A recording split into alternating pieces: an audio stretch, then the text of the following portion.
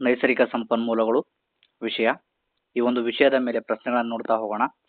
ನಿಸರ್ಗದಲ್ಲಿ ಅಪರಿಮಿತ ಪ್ರಮಾಣದಲ್ಲಿ ದೊರೆಯುವ ಮತ್ತು ಮಾನವನ ಚಟುವಟಿಕೆಗಳಿಂದ ಬರಿದಾಗದ ಸಂಪನ್ಮೂಲ ಅಂದ್ರೆ ಮುಗಿದು ಹೋಗದ ಸಂಪನ್ಮೂಲ ಯಾವುದು ಅಂತಕ್ಕಂಥದ್ದು ಪ್ರಶ್ನೆ. ಇದಕ್ಕೆ ಸರಿಯಾದ ಉತ್ತರ ಬಂದ್ಬಿಟ್ಟು ಬರಿದಾಗದ ಸಂಪನ್ಮೂಲ ಕೇಳಿದ್ದಾರೆ. ಇದಕ್ಕೆ ಸರಿಯಾದ ಉತ್ತರ ಬಂದ್ಬಿಟ್ಟು ಸೌರ ಬೆಳಕು ಅಥವಾ ಸೂರ್ಯನ ಬೆಳಕು ಇದಕ್ಕೆ ಸರಿಯಾದ ಉತ್ತರ. ಈ ಒಂದು ಸೂರ್ಯನ ಬೆಳಕು, ಗಾಳಿ ನಿಸರ್ಗದಲ್ಲಿ ಅಕ್ಷಯವಾಗಿದ್ದು ಇವುಗಳು ಮುಗಿದು ಹೋಗದ ಸಂಪನ್ಮೂಲಗಳು, ಬಹಳಷ್ಟು ಇಂಪಾರ್ಟೆಂಟ್ ಆಗಿರತಕ್ಕಂಥದ್ದು. ಹಾಗಾಗಿ ಇದ್ರ ಮೇಲೆಯೂ ಕೂಡ ಟಿಟಿನಲ್ಲಿ ಪ್ರಶ್ನೆಗಳನ್ನ ಕೇಳಿರ್ತಕ್ಕಂಥದ್ದು ನೋಡ್ತೀವಿ. ಹಾಗಾಗಿ ಬಹಳಷ್ಟು ಇಂಪಾರ್ಟೆಂಟ್ ಆಗಿರತಕ್ಕಂಥದ್ದು PSTR ಗೆ. ಅದೇ ರೀತಿಯಾಗಿ ಕೆಳಗಿನವುಗಳಲ್ಲಿ ಯಾವುದು ಬರಿದಾಗುವ ನೈಸರ್ಗಿಕ ಸಂಪನ್ಮೂಲಕ್ಕೆ ಉದಾಹರಣೆಯಾಗಿದೆ? ಬರಿದಾಗುವ ಅಂದ್ರೆ ಮುಗಿದು ಹೋಗುವ ಸಂಪನ್ಮೂಲಕ್ಕೆ ಉದಾಹರಣೆಯಾಗಿದೆ ಅಂತಕ್ಕಂಥದ್ದು. ಆಯ್ಕೆಗಳು ನೋಡ್ತೀವಿ. ಗಾಳಿ, ಸೂರ್ಯನ ಬೆಳಕು, ಕಲ್ಲಿದ್ದಲು ಇವು ಯಾವುದು ಅಲ್ಲ ಅಂತಕ್ಕಂಥದ್ದು. ಇದಕ್ಕೆ ಸರಿಯಾದ ಉತ್ತರ ಬಂದ್ಬಿಟ್ಟು ಇಲ್ಲಿ ಮುಗಿದು ಹೋಗುವ ಅಂತ ಹೇಳಿ ಕೇಳಿದ್ದಾರೆ. ಇದಕ್ಕೆ ಸರಿಯಾದ ಉತ್ತರ ಬಂದ್ಬಿಟ್ಟು ಒಂದು ಕಲ್ಲಿದ್ದಲು, ಪೆಟ್ರೋಲಿಯಂ ಮತ್ತು ನೈಸರ್ಗಿಕ ಅನಿಲಗಳು ಇವುಗಳು ಸೀಮಿತವಾಗಿದ್ದು ಇವುಗಳ ಅತಿಯಾದ ಬಳಕೆಯಿಂದ ಇವುಗಳು ಮುಗಿದು ಹೋಗುತ್ತವೆ. ಮತ್ತೆ ಇವು ಪುನಃ ನಿರ್ಮಾಣವಾಗಬೇಕಾದ್ರೆ ಮಿಲಿಯನ್ ವರ್ಷಗಳಷ್ಟು ಬೇಕು. ಹಾಗಾಗಿ ಬಹಳಷ್ಟು ಇಂಪಾರ್ಟೆಂಟ್ ಆಗಿರತಕ್ಕಂಥದ್ದು ಇವುಗಳು ಸೀಮಿತವಾಗಿರತಕ್ಕಂಥದ್ದು, ಇವುಗಳು ಮುಗಿದು ಹೋಗುವ ಸಂಪನ್ಮೂಲ ಅಂತೇಳಿ ಗೊತ್ತಿರಬೇಕು.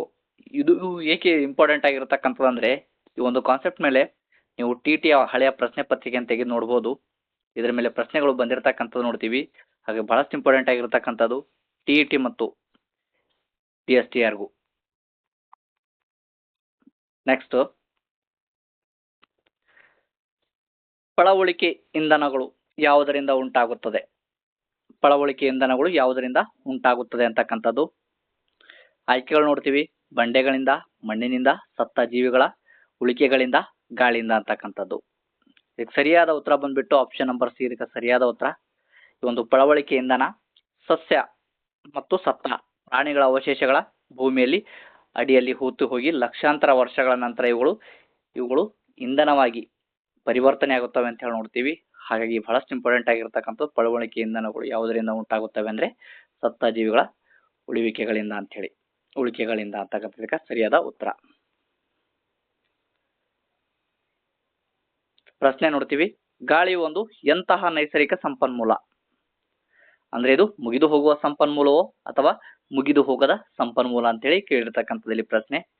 ಹಾಗಾದ್ರೆ ಇದಕ್ಕೆ ಸರಿಯಾದ ಉತ್ತರ ಬಂದ್ಬಿಟ್ಟು ಇದು ಬರಿದಾಗದ ಸಂಪನ್ಮೂಲ, ಮುಗಿದು ಹೋಗದ ಸಂಪನ್ಮೂಲ. ಇದಕ್ಕೆ ಸರಿಯಾದ ಉತ್ತರ. ಗಾಳಿಯು ಕೂಡ ಏನದಂದ್ರ ಇದು ಅಕ್ಷಯವಾಗಿದ್ದು ಮಾನವನ ಬಳಕೆಯಿಂದ ಇದು ಖಾಲಿಯಾಗುವುದಿಲ್ಲ. ಬಹಳಷ್ಟು ಇಂಪಾರ್ಟೆಂಟ್ ಆಗಿರತಕ್ಕಂಥದ್ದು. ಹಾಗಾಗಿ ಸರಿಯಾದ ಉತ್ತರ ಬಂದ್ಬಿಟ್ಟು ಬರಿದಾಗದ ಸಂಪನ್ಮೂಲ. ಪ್ರಶ್ನೆ ನೋಡ್ತೀವಿ. ಅರಣ್ಯಗಳು ಮತ್ತು ವನ್ಯಜೀವಿಗಳು ಯಾವ ಗುಂಪಿಗೆ ಸೇರುತ್ತವೆ? ಈಗಾಗಲೇ ನಾವು ನೋಡಿದೆವು, ಪೆಟ್ರೋಲಿಯಂ ನೋಡಿದೆವು, ಸೂರ್ಯನ ಶಕ್ತಿ ನೋಡಿದೆವು, ಸೂರ್ಯನ ಬೆಳಕು ನೋಡಿದೆವು. ಇವೆಲ್ಲವೂ ಏನದಂದ್ರ ಮುಗಿದು ಹೋಗುವ ಸಂಪನ್ಮೂಲ, ಅದೇ ರೀತಿಗೆ ಮುಗಿದು ಹೋಗದ ಸಂಪನ್ಮೂಲ ಅಂತ ಹೇಳಿ ನಾವು ನೋಡಿದೆವು. ಹಾಗಾದ್ರ ಈ ಅರಣ್ಯಗಳು ಮತ್ತು ವನ್ಯಜೀವಿಗಳು ಏನು ಬರಿದಾಗುವ ಸಂಪನ್ಮೂಲವೋ ಅಥವಾ ಬರಿದಾಗದ ಸಂಪನ್ಮೂಲವೋ ಅಂತಕ್ಕಂಥದ್ದಲ್ಲಿ ಪ್ರಶ್ನೆ. ಇದಕ್ಕೆ ಸರಿಯಾದ ಉತ್ತರ ಬಂದ್ಬಿಟ್ಟು ಆಯ್ಕೆಗಳು ನೋಡ್ತೀವಿ. ಬರಿದಾಗದ ಸಂಪನ್ಮೂಲ, ಬರಿದಾಗುವ ಸಂಪನ್ಮೂಲ, ಅಕ್ಷಯ ಸಂಪನ್ಮೂಲ ಯಾವುದು ಅಲ್ಲ ಅಂತ ಹೇಳಿ ನೋಡ್ತೀವಿ. ಹಾಗಾದ್ರ ಇದಕ್ಕೆ ಸರಿಯಾದ ಉತ್ತರ ಬಂದ್ಬಿಟ್ಟು ಇವುಗಳು ಬರಿದಾಗುವ ಸಂಪನ್ಮೂಲಗಳು. ಅರಣ್ಯಗಳು ಮತ್ತು ವನ್ಯಜೀವಿಗಳು ಸಂರಕ್ಷಿಸಿದರೆ ಮಾತ್ರ ಅವುಗಳು ಭವಿಷ್ಯದಲ್ಲಿ, ಸಂರಕ್ಷಿಸದಿಲ್ಲದಿದ್ದರೆ ಅಂತ ನೋಡ್ತೀವಿ ಅವುಗಳು ಭವಿಷ್ಯದಲ್ಲಿ ಇಲ್ಲವಾಗಬಹುದು. ಹಾಗಾಗಿ ಇವು ಮುಗಿದು ಹೋಗ್ತಕ್ಕಂತಹ ಸಂಪನ್ಮೂಲಗಳ ಗುಂಪಿಗೆ ಸೇರ್ತಕ್ಕಂಥದ್ದು. ಸರಿಯಾದ ಉತ್ತರ. ನೆಕ್ಸ್ಟ್, ಕಲ್ಲಿದ್ದಲು ನೋಡ್ತೀವಿ. ಸತ್ತ ಸಸ್ಯ ರಾಶಿಯ ನಿಧಾನವಾಗಿ ಕಲ್ಲಿದ್ದಲಾಗಿ ಪರಿವರ್ತನೆಯಾಗುವ ಪ್ರಕ್ರಿಯೆ ಏನೆಂದು ಕರೆಯುತ್ತಾರೆ ಅಂತಕ್ಕಂಥದ್ದು. ಸತ್ತ ಸಸ್ಯ ರಾಶಿ ಆಗಿರ್ಬೋದು, ಪ್ರಾಣಿಗಳಾಗಿರ್ಬೋದು, ಅವುಗಳು ಲಕ್ಷಾಂತರ ಮಿಲಿಯನ್ ವರ್ಷಗಳ ನಂತರ ಏನದಂದ್ರ ಭೂಮಿಯ ಆಳದಲ್ಲಿ ಅವು ನಿಧಾನವಾಗಿ ಏನದಂದ್ರ ಅಲ್ಲಿ ಪ್ರೆಷರ್ ಕ್ರಿಯೇಟ್ ಆದಾಗ ಏನದಂದ್ರ ಅವು ಪೆಟ್ರೋಲಿಯಂ ಮತ್ತು ಕಲ್ಲಿದ್ದಲು ಆಗ್ತಾವ ಅಂತ ಹೇಳಿ ನಾವು ಓದಿರ್ತೀವಿ. ಹಾಗಾದ್ರ ಈ ರೀತಿ ಆಗ್ತಕ್ಕಂತ ಒಂದು ಪ್ರಕ್ರಿಯೆಯನ್ನು ಏನೆಂದು ಕರೆಯುತ್ತಾರೆ ಅಂತಕ್ಕಂಥದ್ದಲ್ಲಿ ಪ್ರಶ್ನೆ. ಆಯ್ಕೆಗಳು ನೋಡ್ತೀವಿ. ಶುದ್ಧೀಕರಣ, ಕಾರ್ಬನೇಷನ್, ಉತ್ಖನನ, ವಿಘಟನೆ. ಇದಕ್ಕೆ ಸರಿಯಾದ ಉತ್ತರ ಬಂದ್ಬಿಟ್ಟು ಕಾರ್ಬನೇಷನ್ ಅಂತಕ್ಕಂಥದ್ದು ಇದಕ್ಕೆ ಸರಿಯಾದ ಉತ್ತರ. ಹಾಗಾದ್ರೆ ಸತ್ತ ಸಸ್ಯರಾಶಿಯು ನಿಧಾನವಾಗಿ ಕಲ್ಲಿದ್ದಲಾಗಿ ಪರಿವರ್ತನೆ ಆಗ್ತಕ್ಕಂಥ ಪ್ರಕ್ರಿಯೆ ಏನೆಂದು ಕರೆಯುತ್ತಾರೆ ಅಂದ್ರೆ ಕಾರ್ಬನೇಷನ್ ಅಂತೇಳಿ ಕರೀತಕ್ಕಂಥದ್ದು. ಅಂದ್ರೆ ಸಸ್ಯಗಳು ಮತ್ತು ಪ್ರಾಣಿಗಳು ಹೆಚ್ಚಿನ ಒತ್ತಡ ಮತ್ತು ತಾಪದಿಂದಾಗಿ ಕಲ್ಲಿದ್ದಲಾಗಿ ಬದಲಾಗ್ತಕ್ಕಂತಹ ಒಂದು ಪ್ರಕ್ರಿಯೆಯನ್ನು ಏನಂತ ಹೇಳಿ ಕರೀತಾರೆ ಅಂದ್ರೆ ಕಾರ್ಬನೇಷನ್ ಅಂತೇಳಿ ಕರೀತಕ್ಕಂಥದ್ದು. ಅದೇ ರೀತಿಯಾಗಿ ನೆಕ್ಸ್ಟ್ ಪ್ರಶ್ನೆ ನೋಡ್ತೀವಿ. ಕಲ್ಲಿದ್ದಲಿನಿಂದ ಪಡೆಯುವ ಬಹುತೇಕ ಶುದ್ಧ ರೂಪದ ಕಾರ್ಬನ್ ಯಾವುದು ಅಂತಕ್ಕಂಥದ್ದು. ಕಲ್ಲಿದ್ದಲಿನಿಂದ ಪಡಿತಕ್ಕಂಥ ಶುದ್ಧ ರೂಪದ ಕಾರ್ಬನ್ ಯಾವುದು ಅಂತಕ್ಕಂಥದ್ದು. ಆಯ್ಕೆಗಳು ನೋಡ್ತೀವಿ. ಕಲ್ಲಿದ್ದಲು ಅನಿಲ, ಕಲ್ಲಿದ್ದಲು ಡಾಂಬರ್, ಕೋಕ್, ಬಿಟುಮೆನ್ ಅಂತ ಹೇಳಿ ನೋಡ್ತೀವಿ. ಹಾಗಾಗಿ ಸರಿಯಾದ ಉತ್ತರ ಬಂದ್ಬಿಟ್ಟು ಕೋಕ್ ಅಂತಕ್ಕಂಥದ್ದು ಏನಂದ್ರ ಕಲ್ಲಿನಿಂದ ಕೋಕ್ ಅಂತಕ್ಕಂಥದ್ದು ಬಹಳಷ್ಟು ಇಂಪಾರ್ಟೆಂಟ್ ಆಗಿರ್ತಕ್ಕಂಥದ್ದು. ಇದು ಕಲ್ಲಿದ್ದಲಿನಿಂದ ಪಡಿತಕ್ಕಂಥ ಶುದ್ಧ ರೂಪದ ಕಾರ್ಬನ್ ಅಂತೇಳಿ ಗೊತ್ತಿರ್ಬೇಕು, ಬಹಳಷ್ಟು ಇಂಪಾರ್ಟೆಂಟ್ ಆಗಿರ್ತಕ್ಕಂಥದ್ದು. ಕೋಕ್ ಅಂತಕ್ಕಂಥದ್ದು ಬಹಳಷ್ಟು ಗಟ್ಟಿಯಾದ ಒಂದು ಸುರರಂಧ್ರವುಳ್ಳ ಮತ್ತು ಕಪ್ಪು ಪದಾರ್ಥವಾಗಿದ್ದು ಇದನ್ನ ಎಲ್ಲಿ ಬಳಕೆಯನ್ನ ಮಾಡುತ್ತಾರೆ ಅಂತೇಳಿ ಗೊತ್ತಿರಬೇಕು, ಬಹಳಷ್ಟು ಇಂಪಾರ್ಟೆಂಟ್ ಆಗಿರ್ತಕ್ಕಂಥದ್ದು. ಇದು ಉಕ್ಕಿನ ತಯಾರಿಕೆಯಲ್ಲೂ ಕೂಡ ಇದನ್ನ ಬಳಸ್ತಕ್ಕಂಥದ್ದು ನೋಡ್ತೀವಿ. ನೆಕ್ಸ್ಟ್, ಸುಮಾರು 200 ಪದಾರ್ಥಗಳ ಮಿಶ್ರಣವಾಗಿದ್ದು ಅಹಿತಕರ ವಾಸನೆಯನ್ನ ಹೊಂದಿರುವ ದಪ್ಪನೆಯ ಕಪ್ಪು ದ್ರವ ಯಾವುದು ಅಂತಕ್ಕಂಥದ್ದು. ಬಹಳಷ್ಟು ಇಂಪಾರ್ಟೆಂಟ್ ಆಗಿರ್ತಕ್ಕಂಥ ಪ್ರಶ್ನೆ. ಸುಮಾರು 200 ಪದಾರ್ಥಗಳ ಮಿಶ್ರಣವಾಗಿದ್ದು ಅಹಿತಕರ ವಾಸನೆಯನ್ನ ಹೊಂದಿರುವ ದಪ್ಪನೆಯ ಕಪ್ಪು ದ್ರವ ಯಾವುದು ಅಂತಕ್ಕಂಥದ್ದು ಇಲ್ಲಿ ಪ್ರಶ್ನೆ. ಸರಿಯಾದ ಉತ್ತರ ಬಂದ್ಬಿಟ್ಟು ಕಲ್ಲಿದ್ದಲು ಡಾಂಬರ್. ಇದಕ್ಕೆ ಸರಿಯಾದ ಉತ್ತರ ಕೋಲ್ ಟಾರ್ ಅಂತ ಹೇಳಿ ಕರೀತಕ್ಕಂಥದ್ದು ಇದಕ್ಕ ಸರಿಯಾದ ಉತ್ತರ. ಇದನ್ನ ಬಣ್ಣಗಳು ಮತ್ತು ಸ್ಫೋಟಗಳು ಮತ್ತು ಸುಗಂಧ ದ್ರವ್ಯಗಳಲ್ಲಿ ಬಳಸಲಾಗುತ್ತದೆ ಅಂತ ಹೇಳಿ ನಮ್ಗೆ ಗೊತ್ತಿರಬೇಕು, ಬಹಳಷ್ಟು ಇಂಪಾರ್ಟೆಂಟ್ ಆಗಿರ್ತಕ್ಕಂಥದ್ದು. ಅದೇ ರೀತಿಯಾಗಿ ನೆಕ್ಸ್ಟ್,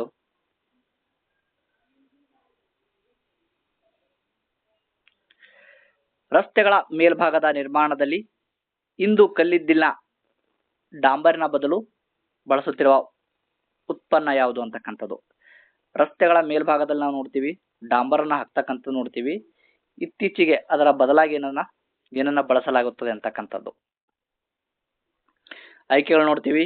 ಕೋಕ್, ಬಿಟುಮೆನ್, ಪ್ಯಾರಾಫಿನ್, ಮೇಣ ಅಂತೇಳಿ, ಸೀಮೆಣ್ಣೆ ಅಂತೇಳಿ ನೋಡ್ತೀವಿ. ಇದು ಸರಿಯಾದ ಉತ್ತರ ಬಂದ್ಬಿಟ್ಟು ಆಪ್ಷನ್ ಬಿ ಅಂತ ಇದಕ್ಕೆ ಸರಿಯಾದ ಉತ್ತರ ಬಿಟುಮೆನ್ ಅಂತ ಹೇಳ್ತಕ್ಕಂಥದ್ದು. ಇದನ್ನ ಬಳಸ್ತಕ್ಕಂಥದ್ದು ನೋಡ್ತೀವಿ. ಬಿಟುಮೆನ್ ಕೂಡ ಇದೊಂದು ಪೆಟ್ರೋಲಿಯಂ ಉತ್ಪನ್ನವಾಗಿದ್ದು ಇದು ಇತ್ತೀಚಿನ ದಿನಗಳಲ್ಲಿ ರಸ್ತೆ ನಿರ್ಮಾಣದಲ್ಲಿ ಇದನ್ನ ಬಳಸಲಾಗುತ್ತದೆ ಅಂತ ಹೇಳಿ ನಾವು ನೋಡ್ತೀವಿ. ಅದೇ ರೀತಿಯಾಗಿ ನೆಕ್ಸ್ಟ್, ಕಲ್ಲಿದ್ದಲನ್ನು ಸಂಸ್ಕರಿಸಿ ಕೋಕ್ ತಯಾರಿಸುವಾಗ ದೊರೆಯುವ ಅನಿಲ ರೂಪದ ಉಪ ಉತ್ಪನ್ನ ಯಾವುದು ಅಂತಕ್ಕಂಥದ್ದು. ಬಹಳಷ್ಟು ಇಂಪಾರ್ಟೆಂಟ್ ಆಗಿರ್ತಕ್ಕಂಥದ್ದು ಇಲ್ಲಿ. ಕಲ್ಲಿದ್ದಲನ್ನ ಸಂಸ್ಕರಿಸಿ ಕೋಕ್ ಅನ್ನ ತಯಾರಿಸುವಾಗ ದೊರೆತಕ್ಕಂಥ ಅನಿಲ ರೂಪದ ಉಪ ಉತ್ಪನ್ನ ಯಾವುದು ಅಂತಕ್ಕಂಥದ್ದು. ಬಹಳಷ್ಟು ಇಂಪಾರ್ಟೆಂಟ್ ಆಗಿರ್ತಕ್ಕಂಥದ್ದು ಇಲ್ಲಿ ಅನಿಲ ರೂಪದ ಅಂತೇಳಿ ನೋಡ್ತೀವಿ. ಹಾಗಾದ್ರೆ ಸರಿಯಾದ ಉತ್ತರ ಬಂದ್ಬಿಟ್ಟು ಕಲ್ಲಿದ್ದಲು ಅನಿಲ ಅಂತಕ್ಕಂಥದ್ದು, ಕೋಲ್ ಗ್ಯಾಸ್ ದೊರೆಯತಕ್ಕಂಥದ್ದು.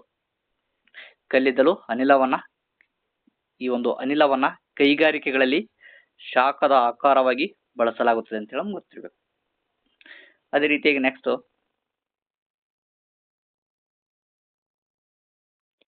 ಕಲ್ಲಿದ್ದಲನ್ನು ಪ್ರಾಚೀನ ಕಾಲದ ಯಾವುದರಲ್ಲಿ ಇಂಧನವಾಗಿ ಬಳಸಲಾಗ್ತಿತ್ತು.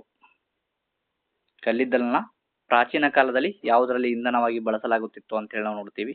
ಬಳಸಿದರು ಅಂತ ಹೇಳಿ ಕೇಳಿರ್ತಕ್ಕಂಥ ಪ್ರಶ್ನೆ. ಮೋಟಾರು ವಾಹನ, ರೈಲು ಇಂಜಿನ್ಗಳಲ್ಲಿ, ವಿಮಾನದಲ್ಲಿ, ಜೆಟ್ ಇಂಜಿನ್ ನಲ್ಲಿ. ಸರಿಯಾದ ಉತ್ತರ ಬಂದ್ಬಿಟ್ಟು ರೈಲು ಇಂಜಿನ್ ನಲ್ಲಿ ನಾವು ನೋಡಿರ್ತೀವಿ. ಹಾಗಾದ್ರೆ ಕಲ್ಲಿದ್ದಲನ್ನ ಬಳಸಲಾಗ್ತಿತ್ತು ಅಂತ ಹೇಳಿ. ಅಂದ್ರೆ ಹಬೆ ಇಂಜಿನ್ ಅನ್ನ ಚಲಾಯಿಸಲು ಕಲ್ಲಿದ್ದಲನ್ನ ಬಳಸಿ ಹಬೆಯನ್ನ ಉತ್ಪಾದಿಸಿದರು ಅಂತ ಹೇಳಿ ನಾವು ನೋಡ್ತೀವಿ. ನೆಕ್ಸ್ಟ್, ಉಕ್ಕಿನ ತಯಾರಿಕೆಯಲ್ಲಿ ಮತ್ತು ಲೋಹ ಉದ್ಧರಣದಲ್ಲಿ ಯಾವುದನ್ನ ಬಳಸಲಾಗುತ್ತದೆ. ಆಯ್ಕೆಗಳು ನೋಡ್ತೀವಿ. ಕಲ್ಲಿದ್ದಲು ಡಾಂಬರ್, ಪೆಟ್ರೋಲ್, ಕೋಕ್, ಬಿಟುಮೆನ್. ಈಗಾಗಲೇ ನಾವು ನೋಡಿದೆವು ಕೋಕ್ ಅಂತಕ್ಕಂಥದ್ದು ಏನಂದ್ರ ಉಕ್ಕಿನ ತಯಾರಿಕೆಯಲ್ಲಿ ಬಳಸಲಾಗುತ್ತದೆ ಅಂತ ಹೇಳಿ ನಾವು ನೋಡಿದೆವು. ಹಾಗಾಗಿ ಸರಿಯಾದ ಉತ್ತರ ಬಂದ್ಬಿಟ್ಟು ಆಪ್ಷನ್ ನಂಬರ್ ಸಿ ಇದಕ್ಕೆ ಸರಿಯಾದ ಉತ್ತರ. ಕೋಕ್ ಅಂತಕ್ಕಂಥದ್ದು ಇದೊಂದು ಅತ್ಯಂತ ಶುದ್ಧ ಕಾರ್ಬನ್ ಆಗಿರೋದ್ರಿಂದ ಇವುಗಳನ್ನ ಲೋಹಗಳ ತಯಾರಿಕೆಯಲ್ಲಿ ಬಳಸಲಾಗುತ್ತದೆ ಅಂತ ಹೇಳಿ ನಮ್ಗೆ ಗೊತ್ತಿರಬೇಕು, ಬಹಳಷ್ಟು ಇಂಪಾರ್ಟೆಂಟ್ ಆಗಿರ್ತಕ್ಕಂಥ. ಅದೇ ರೀತಿಯಾಗಿ ನೆಕ್ಸ್ಟ್, ಕಲ್ಲಿದ್ದಲು ಅನಿಲವನ್ನ ಮೊಟ್ಟ ಮೊದಲು ಬೀದಿ ದೀಪಗಳಲ್ಲಿ ಎಲ್ಲಿ ಬಳಸಲಾಯಿತು ಅಂತಕ್ಕಂಥದ್ದು. ಆಯ್ಕೆಗಳು ನೋಡ್ತೀವಿ. Mumbai, London, Delhi, New York. ಮೊಟ್ಟ ಮೊದಲು ಅಂತ ಕೇಳಿದ್ರೆ ಇದಕ್ಕೆ ಸರಿಯಾದ ಉತ್ತರ ಆಗ್ತಕ್ಕಂಥದ್ದು ಲಂಡನ್ ಅಲ್ಲಿ ಬಳಸಲಾಗ್ತಕ್ಕಂಥದ್ದು ನೋಡ್ತೀವಿ 1810ರಲ್ಲಿ. ಅದೇ ರೀತಿಯಾಗಿ ನಂತರ ನ್ಯೂಯಾರ್ಕ್ ನಲ್ಲಿ 1820ರಲ್ಲಿ ಇದನ್ನ ಬಳಸಲಾಗಲಿತ್ತು ಅಂತ ಹೇಳಿ ನಮ್ಗೆ ಗೊತ್ತಿರಬೇಕು.